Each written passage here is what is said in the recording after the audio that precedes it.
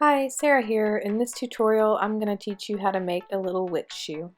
The supplies you'll need for this tutorial are the shoe pattern, a piece of felt, the baby shower shoe, a pair of scissors, and hot glue, and something to trace your pattern with.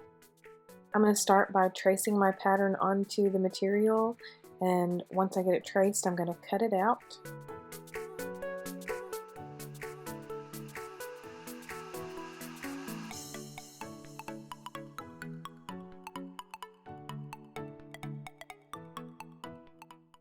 Now I'm going to take my shoe and I'm going to place a little bit of hot glue right on the center, the front center, and then I'm going to take my material I just cut out and center it on the front of the shoe and just press it against that hot glue.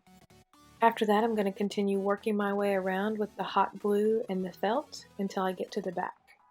I like to start at the front when I'm using the pattern because I feel like it helps you center everything and get it lined up well.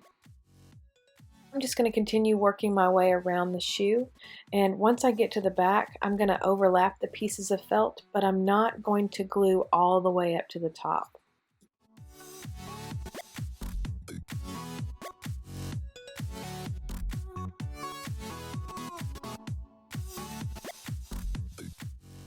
Now that I have the material glued all the way around, I'm going to work on the front of the shoe.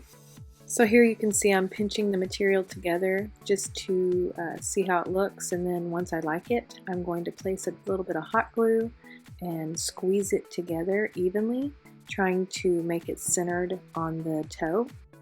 And here I want you to notice that I did not glue the strip of fabric all the way up to the top. This is going to allow me to fold down sections of that material a little at a time, and it won't be so stiff and hard to work with.